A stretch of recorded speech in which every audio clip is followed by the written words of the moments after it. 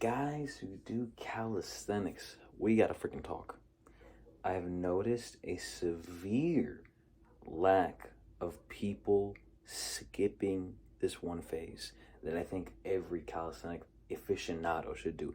Even if they only do skills, even if the only time that their arms are bent is when they're cranking it and gooning to Sophie Rain or whatever, I think it is important to do this. And that is the high rep phase. Every calisthenics guy or girl should be at least for one cycle, for one period, maybe for like a couple months at least, just cranking out high rep calisthenics. And even if you only do planche, he's like, Junior, I don't give a fuck. I just want to learn handstands and planche, maybe some freestyle. That's it. Listen, there is a reason why calisthenics gets the glaze that it deserves.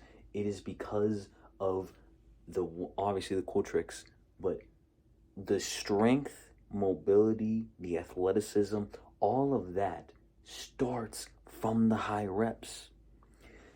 Listen, doing calisthenics high reps, it is like doing bicep curls and eating ice cream. It is just fun maxing with your homies. Like I remember calling my homies like, bro, yo, homie Tristan, hey yo, let's do 1,000 push-ups today. Let's just see how far we can go.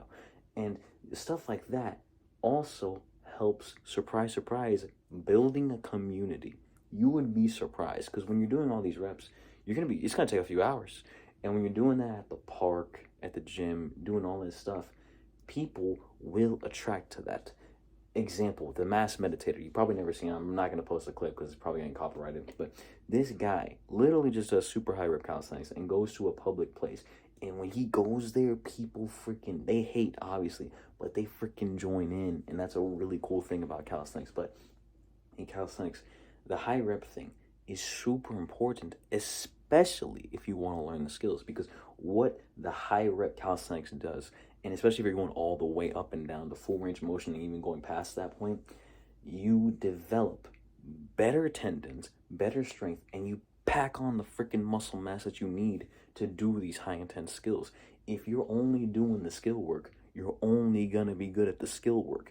When you can do the high reps, it also opens up I call it the window of ROM, the window of range of motion, where whatever angle you are good in, you are also strong a little bit past it and a little bit beyond it. So it's kind of just like when you're strong at this, just this, you rabbit fucking, you an inch in, inch out, okay? When you are good at this, you also have the strength to go a little bit past and a little bit deeper. That is what you gain when you do calisthenics. When you're confident doing this in dips, where your face is underneath the damn dip bar, your range of your ROM strength, your full powered strength is accessible at a moment's notice. When I do my dead stop muscle ups, okay, I am strong throughout the entire range of motion. Most people, they can just do this chicken wing, or they can only do a bent arm. Me, freaking straight one arm, and I crank that shit.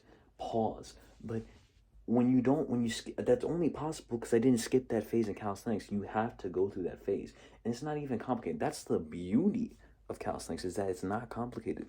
Go to a staircase. Say you're a beginner, you want to blow your chest up. Go find a staircase and do a set of 50 reps per step. Okay, that's gonna equate to like a lot of push-ups, and that is a lot of accumulative growth for whatever muscle you are tearing apart that day. That's the reason why prisoners get super jacked. That's the reason why you look in New York, it's just a bunch of black dudes training in the calisthenic parks.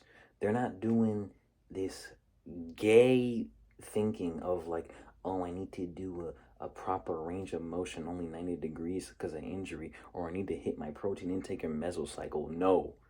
Why would I do that when guys do not even half the thinking, just train hard and look better than most people? So you cannot skip the high rep phase, doing high rep muscle ups. And also, if you think 10 to 10 is a lot, brother, that is the beginning introduction to high reps. So you really should just freaking nail it. Just say crazy numbers and just try to hit those numbers. You don't even gotta hit those numbers. Just try and keep going until you can. You would be surprised. I used to do this thing to know if I would master a weighted calisthenic variation. I would do the body weight variation. I would get it up to where I can do 100 reps in the workout. Not at once, but in the workout. So say I want to do 100 muscle ups. I did 100 muscle ups, or I started off at 5 and 10, 15, 20, 25 over the span of months. Then eventually I would do 100 muscle ups in a workout. And I'd be like, all right, I've mastered it. Now let's add weight, 2.5.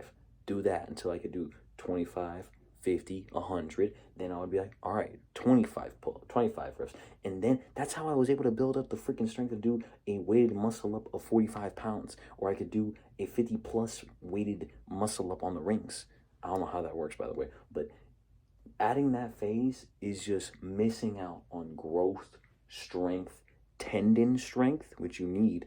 And just the freaking, I don't know what it is, man. That fun of just, I'm gonna do a Dragon Ball Z amount of reps, and I'm gonna get you're not gonna lose gains from doing that.